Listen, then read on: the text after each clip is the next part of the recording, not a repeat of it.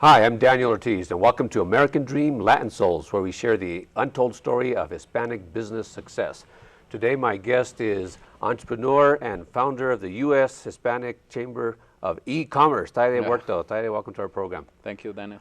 Now, Tayde, you're unique in this program in that this is about entrepreneurs for entrepreneurs, and generally speaking, Chamber of Commerce directors or presidents are not entrepreneurs on a national basis, but you're unique among that group because you actually are an entrepreneur and you're a founder of a new type of chamber, which I think is very exciting, the e-commerce, Hispanic Chamber of E-Commerce. So we want to hear that story, but before we'd like to know, and we ask all our guests this, Tayde, what is your American dream and what does it mean to you? Well, my American dream, I'm actually living it right now because I'm doing what I'm passionate about. I think as an entrepreneur, as long as you follow that inner motivation that you have inside of you, you're going to live the American dream whether you are here or somewhere else in the world. Well, the motivations for entrepreneur are different from the majority of the population at large. I mean, it's a whole different mindset. You know, I always said that entrepreneurs, you cannot teach it, they're born, it's an innate thing. But specifically, what does the dream look like to you? How do you know you're living your American dream? Well, because I'm going to put it this way. I get up every day at 4:45 in the morning, go to bed around 11. I get up the next day and I'm not tired at all. So the reason why I'm so energetic is because I'm very passionate about what I do. So when I go to bed, I'm thinking about, I write down my goals, you know, every night for my next day. So I'm already thinking how I'm going to tackle my day. Okay. So I have this philosophy. My wife laughs at me, but I say rest is for tomorrow. You know, as an entrepreneur, you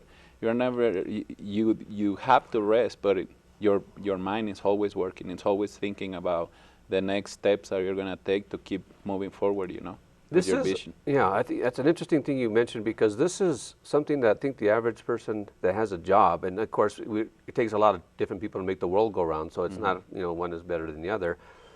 But it's about energy at the end of the day. You know, entrepreneurs, we're energized by our businesses. We love our work. And vacation for us is work, isn't it? To get away sometimes.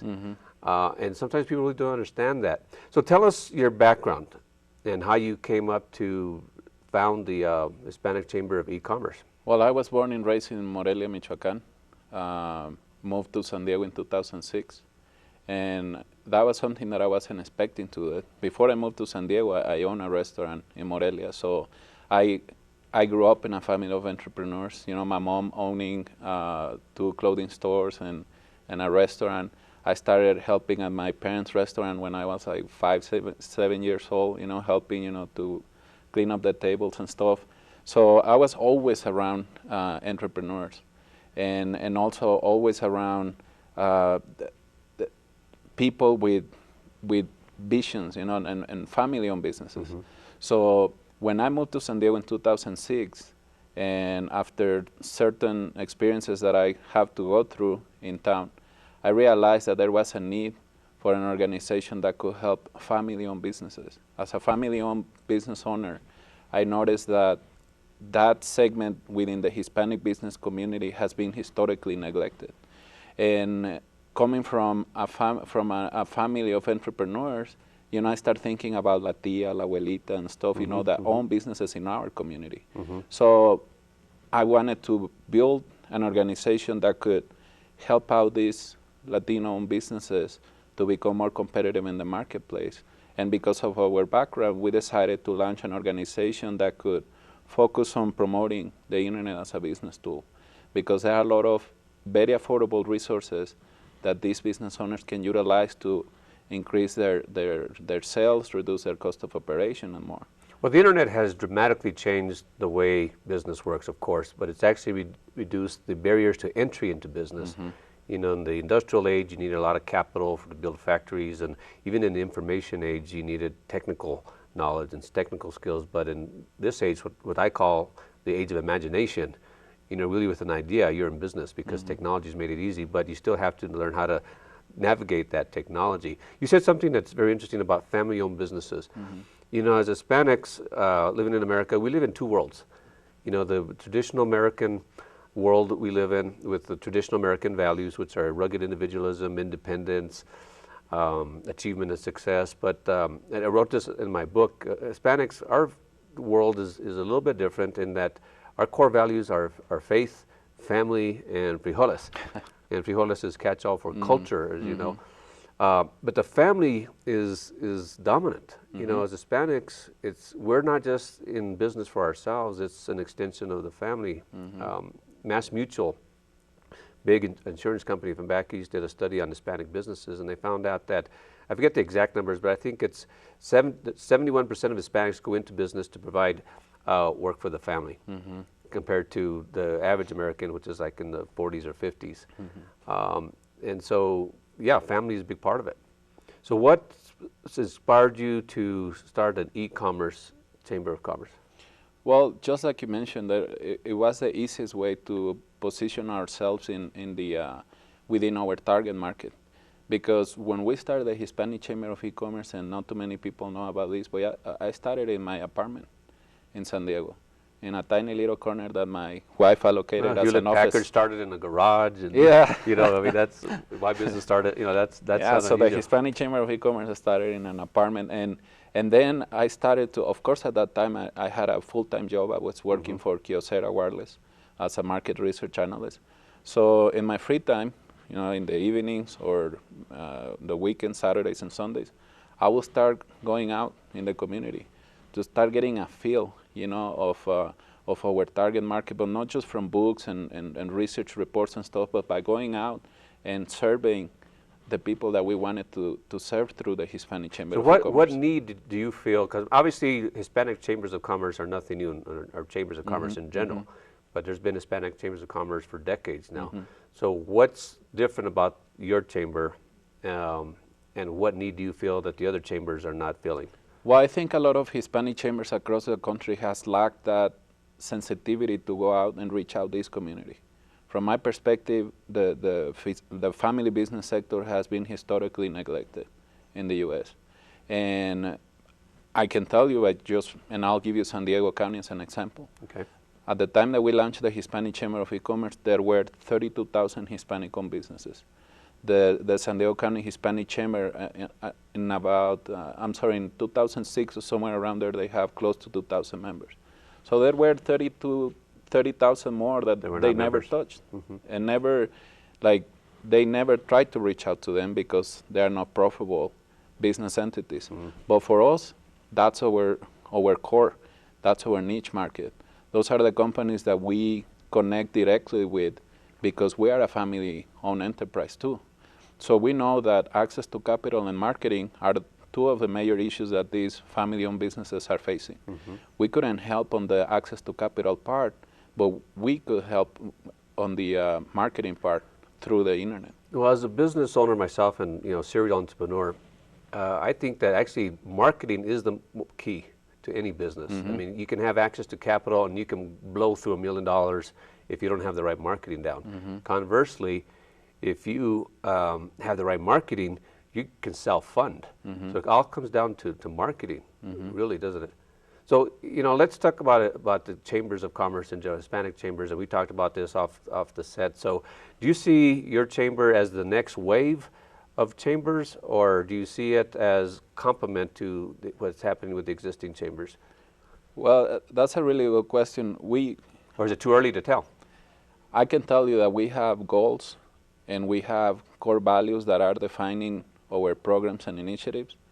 I don't know what's going to happen with the other chambers or what's going to happen in the marketplace, but I can tell you what's going to happen with the Hispanic Chamber of E-Commerce because we have been consistently working towards our goals. And we want to continue to help as many family-owned businesses as we can. We started in San Diego, but now we're branching out nationwide. So how many members do you have in total?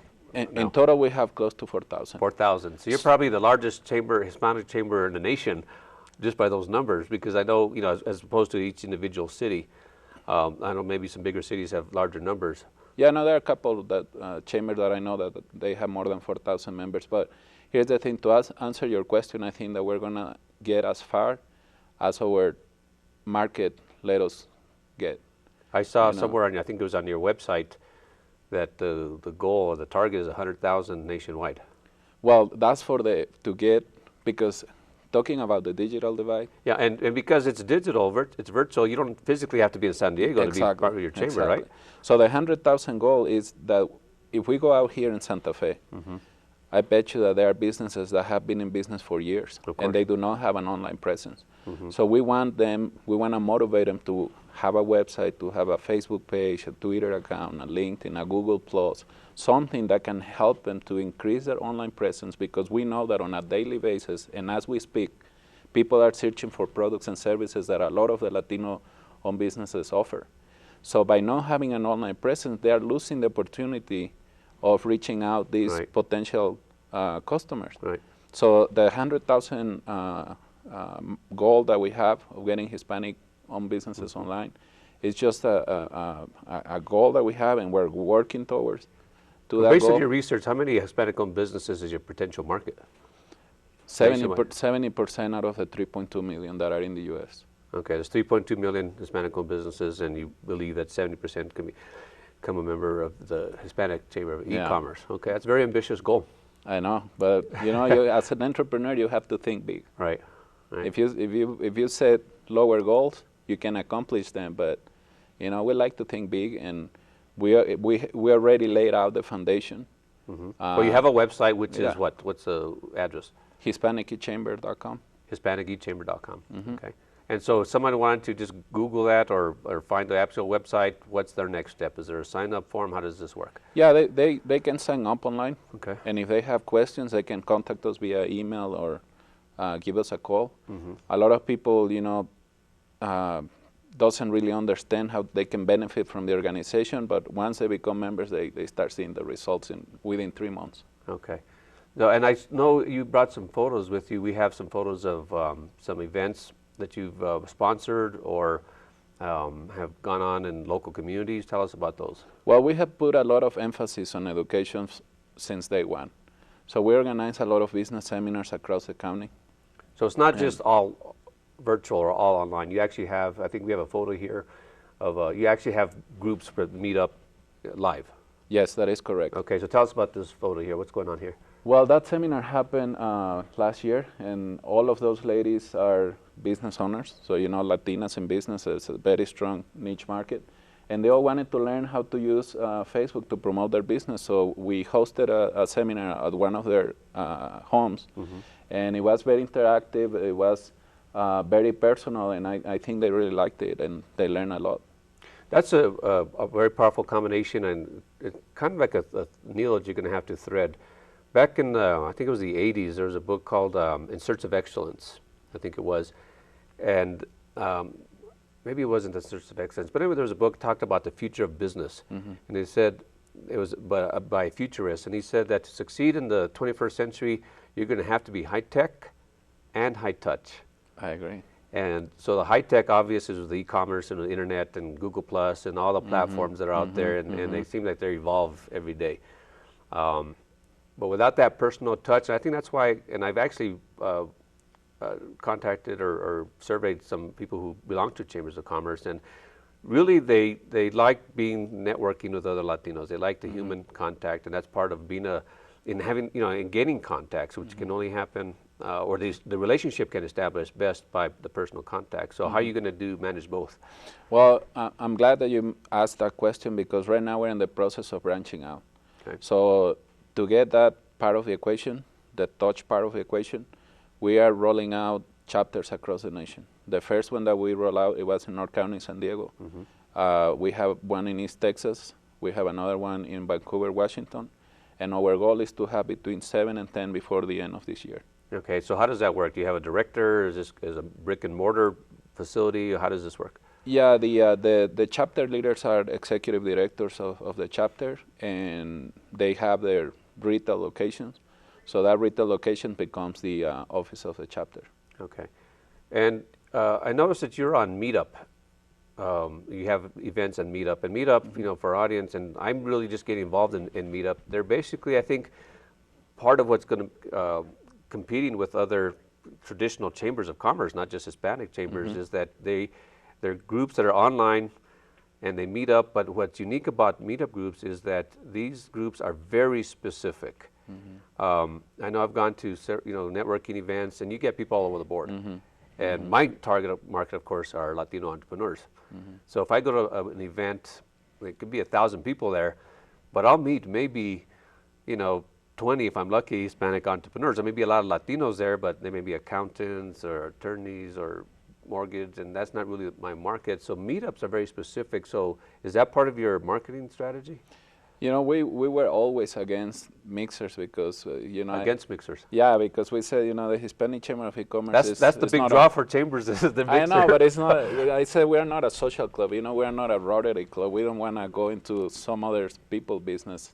But you're right, they like mixers, so we started with the meetup. We call it the D12 meetup. We use that hashtag to promote the event. What does D12 mean? It's just the location of a place that we selected in San Diego. And we started last month. And I told the guys, the reason for this meetup is because you want to, socialize and network too. Exactly, network. And but like in our seminars, people network too. We always allocate half an hour before the seminar and half an hour after for people to exchange cards and network. But yeah, you're right. Mixer is an important part of the organization, and that's why we have the meetup on a monthly basis. That is going to be happening in San Diego, and probably the chapters outside San Diego will start promoting those events. Yeah. Okay, very good. Let's switch topics a little bit and talk about being an Hispanic or Latino entrepreneur.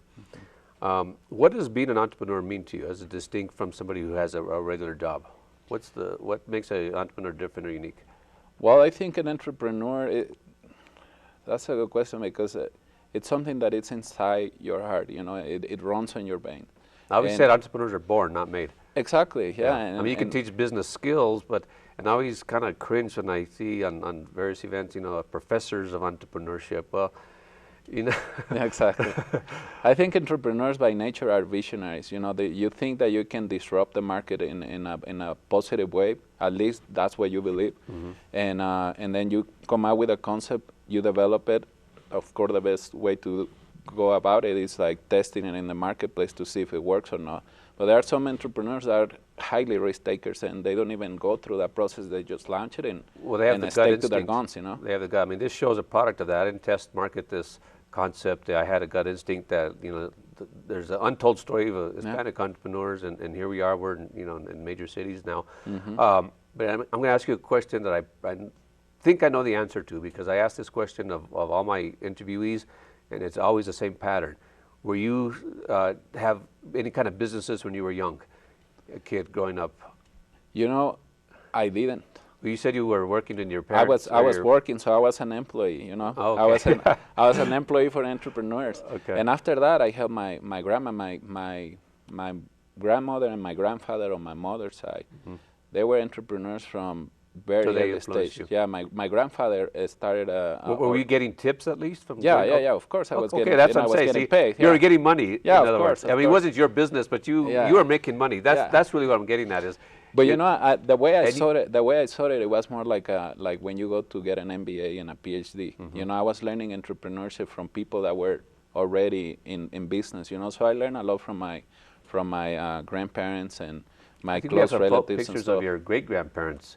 Yeah. I think your namesake, right? Is that you're named after your great grandfather? Tell us that story. And my great grandfather, Tayde, he was a serial entrepreneur. He owned a huge ranch in Mexico with more than 5,000 cows and thousands of acres in the state of Michoacan, and that's where my grandfather learned a lot, because he built a huge coconut plantation in Lázaro Cárdenas. Coconut plantation? Coconut plantation, and they were selling a lot of different products too, from the fiber, the coconut fiber, oil, to make the soap and stuff. So, like I said, I come from a family of entrepreneurs, and like I said, all these folks, it run in their blood, and it's genetic. I think that you get that risk-taking influence, from your ancestors. A lot of entrepreneurs' families were entrepreneurs as well. That's true. I'm not sure if it's genetic or just influence. Yeah, it's environment. Environment, yeah. It's definitely environment. So, So what role does family play in your business now? Do you have family members? I think you said your brothers are involved in your business. Well, first of all, I guess, I don't know if I mentioned it earlier, but our core values, it's something that we learn from our parents. And now those core values are defining the agenda for the Hispanic Chamber of E-Commerce.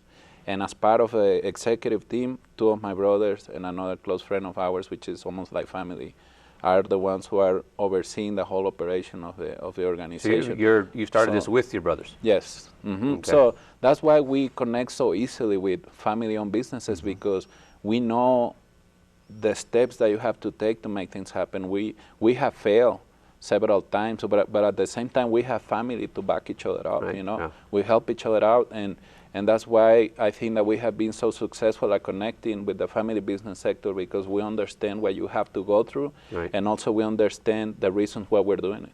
A lot of family-owned businesses owned by Hispanics, when you ask them, like, why are you in business? It's like, I didn't have the opportunity to have education, so I'm working to pay for my kids' school, to go to college, to get an MBA, etc. Right.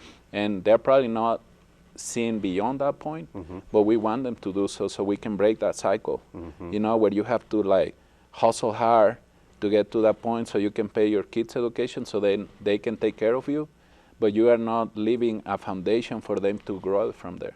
Well, this is the advantage of entrepreneurship and having a business. You cannot, if you work for a corporation or a government or somebody else, your kids cannot inherit your job. Exactly. In a business, your kids are not only a part of the business, but they can inherit it and have a legacy, a family-owned legacy.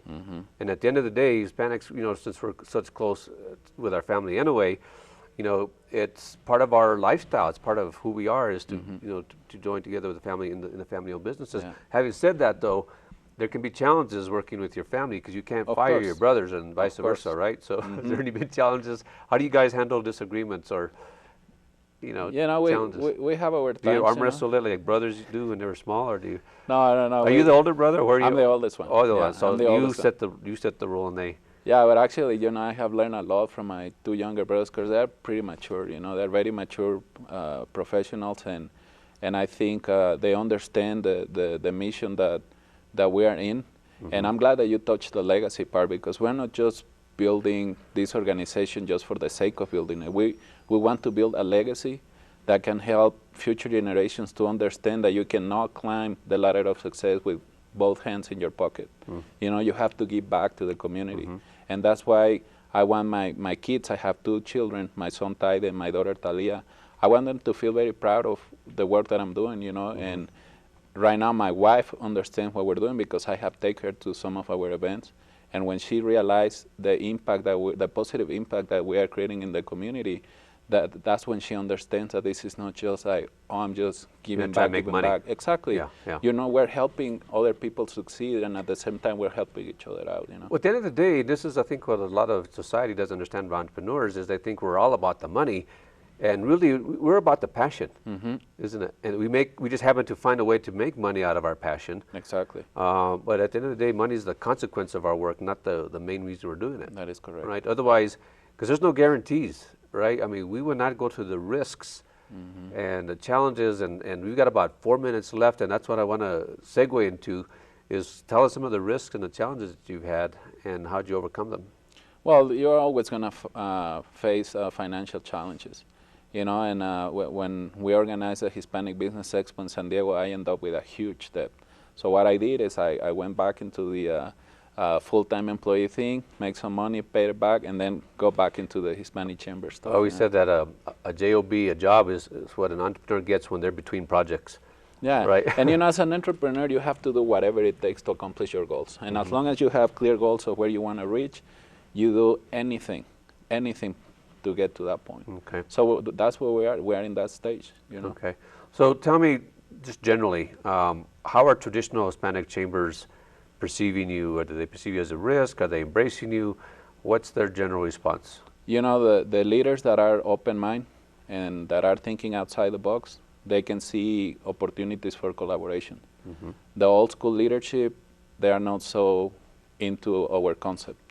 But again, we work with those that we can, and we just take focus on what we need and we want to accomplish, and that's pretty much what drives our actions, you know, and we are a very results-driven organization, and we know that, as I always say, that I'm in God's hands, and as long as I'm healthy and I can take, or I feel like I can take good decisions, I'm going to be in this business for a long time. Tell me, where does your gut instinct play in your business? One of the things that distinguishes entrepreneurs between a traditional business owner, and there is a distinction, I get a sense, and I think I know the answer to this, is that you had a gut instinct that this concept would work. Yeah. I mean, it was just, because market research doesn't come up with disrupting companies. You know, we just have a gut instinct and we take off with it. So. And you know how I base my gut instinct? When a family-owned business starts a business, most of the times they're going to grab their family savings to start that business. And if you ask them, when you thought about starting this business, were you planning to fail? They're going to say no. Right. It wasn't in my mind. So my gut instinct was like, okay, if we can provide valuable resources and connections and a strong network and create a microeconomy around this family business sector, we're going to be very successful, because they didn't jump into business with the idea of failing. But unfortunately, a lot of them fail because no one really tries to help them out. So my gut instinct was like, okay, if we honestly approach these folks and we provide them all these resources, they're going to be very receptive to our message, and we can all help each other out. Right. Very good.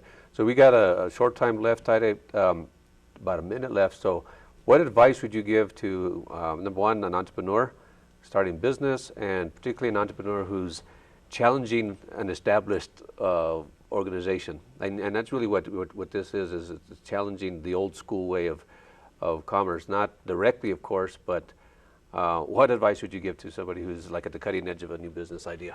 Well, entrepreneurs, they have to be patient, because those entrepreneurs... Be patient, but we're not patient. I know, but there are a lot of entrepreneurs that try to make a meal, you know, in a very short period of time, and they think of like, oh, if Mark Zuckerberg was able to do it, I can do it too. Right. There are many factors that are involved in this process, right? So you have to be patient, you have to have a plan, you have to have your core values defining your plan of action, and you have to conduct yourself with a lot of integrity and honesty, because the moment that you start, you know, backstabbing people, you're not going to get that far, you know, and you have to build a strong reputation in whatever marketplace that you are focused on, and you just let time and your vision to take you to the point where you want to go.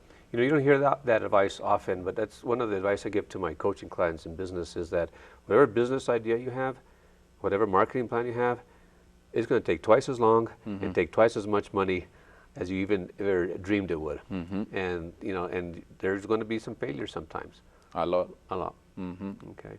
Yeah, you fail a lot in the process, but so I want our audience to know that if you want to start a business, you may fail, and that's part of the process. It's not the end. Exactly. Right? Exactly. Okay. Well, Tayde, thank you very much for sharing your story. No, thank you, Daniel. Excited to have you on the show, and I think you're at the cutting edge of the next generation of chambers of commerce. This is going to help a lot of Hispanic businesses. You know, are changing the way America works, and you're part of that. So I congratulate you and thank you for being on our show. And I'd like to thank our audience for joining us on this edition of American Dream Latin Souls. Be sure to visit us online at latinosuccess.com.